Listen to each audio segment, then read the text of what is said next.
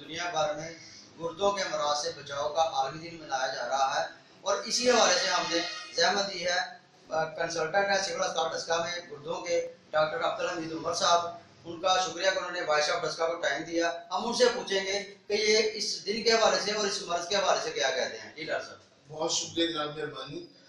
WHO کی report کے مطابق ورلڈ ہیلتھ آرگنائزیشن کے ادارہ ہے پوری دنیا کا، اس کی رپورٹ کے مطابق گزشتہ 1 ڈیکیڈز 10 سال سے یہ گردے کی تکلیف اور بیماریاں جو ہے نا آل اوور دا ورلڈ بڑھ رہی ہیں. اس لیے اب فوکس کیا گیا کہ اس کی اویئرنیس ہونی چاہیے.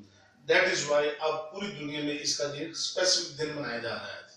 تو یہ بیسک وجہ ہے کہ گردے کی تکلیف پوری دنیا میں بڑھ رہی ہے، وہ کسی بھی حوالے سے ہو، اس لیے یہ دن منایا جا رہا ہے. ڈاکٹر صاحب یہ بتائیے گا کہ کیا علامات ہوں بندے میں یا انسان میں کہ وہ اس کو ضرورت محسوس ہو کہ وہ واقعی اس مرض میں مبتلا ہو رہا ہے، اور اس کو کس براہ میں آ کے وہ چیک اپ کے لیے آنا چاہیے ڈاکٹر کے پاس گردوں کے امراض کے لیے؟ ہمارے ملک میں بیسیکلی 2 پرابلم سب سے زیادہ ہوتی ہیں. ایک ہوتی ہے وہ بلڈ پریشر کی پرابلم ہوتی ہے، اور ایک شوگر کی پرابلم ہوتی ہے. بندے کا اگر بلڈ پریشر کنٹرول رہتا ہے اسے کوئی چیک اپ کی ضرورت نہیں پڑتی. بندے کا اگر شوگر کنٹرول رہتا ہے اس کی کوئی چیک اپ کی ضرورت نہیں ہوتی. صرف اپنے کنسلٹنٹ کو چیک کریں، شوگر اور بلڈ پریشر کو کنٹرول رکھیں تو کوئی بھی اس کو سائیڈ افیکٹ لاحق نہیں ہوتے ہیں. لیکن اس کے ساتھ ساتھ یہ ہونا چاہیے اگر وہ بدمزگی کرے گا، بد پرہیزی کرے گا اور کچھ بغیر مستند ڈاکٹر سے دوائی لے گا تو وہ اس کا بلڈ پریشر شوگر متاثر ہوں گے، جس کی وجہ سے گردے میں متاثر ہو جائے گا. ڈاکٹر صاحب جیسا کہ آپ نے ابھی بلڈ پریشر اور شوگر کا ذکر کیا، تو یہ بلڈ پریشر اور شوگر کتنے اثر انداز ہوتے ہیں گردوں کے امراض کے لیے؟ مکمل طور پر یہ ڈسٹرائے کرتے ہیں. اس سے نیوروپیتھی ہو جاتی ہے، گردے کام کرنا چھوڑ دیتے ہیں. جو گردے بیسیکلی ہمارے اندر جسم میں وائٹل رول ادا کرتے ہیں نا، فالتو مواد کو نکالنے میں وہ تھک جاتے ہیں، وہ نہیں نکال پاتے، جس کی وجہ سے جسم کا پھولنا شروع ہو جاتا ہے، بھوک لگنی کم ہو جاتی ہے، اور بندے کو وامٹنگ آنا شروع ہو جاتی ہے. یہ اس کی 3 بیسک علامات ہیں. اگر گردے متاثر ہو جائیں، فیل ہو جائیں تو یہ اس کے علامات ہیں.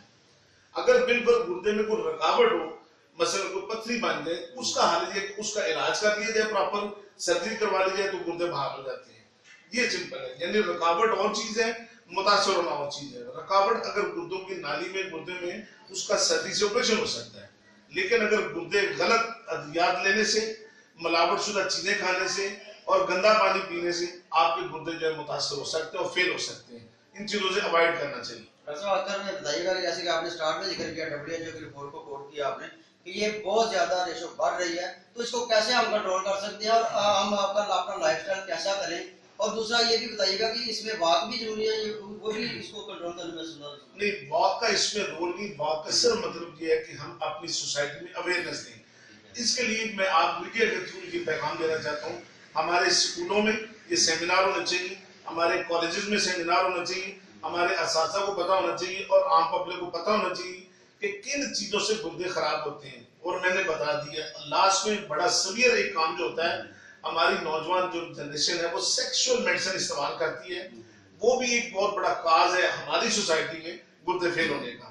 تو پلیز اوائڈ کرنا چاہیے. ہمیں سادہ غذا لینی چاہیے، سادہ اور تازہ پانی استعمال کرنا چاہیے، ملاوٹ شدہ چیزوں سے بچنا چاہیے، اور جتنا ہو سکے پھل کا استعمال کرنا چاہیے.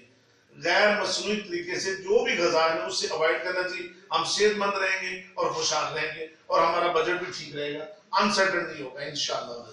جی بہت شکریہ جی. ڈاکٹر صاحب نے بہت زبردست باتیں کی اس حوالے سے، اس مرض سے کیسے بچا جائے، اور اوورآل یہی ہے اس کا جو میسج آتا ہے کہ ہم طرز زندگی کو سادہ رکھیں اور اپنی مرضی سے میڈیسن استعمال نہ کریں. خود ڈاکٹر نہ بنے بلکہ ڈاکٹر کے ساتھ کنسلٹ کریں، تو پھر ہم گردوں کے مرض کے علاوہ باقی بھی مرضوں سے بچ سکتے ہیں.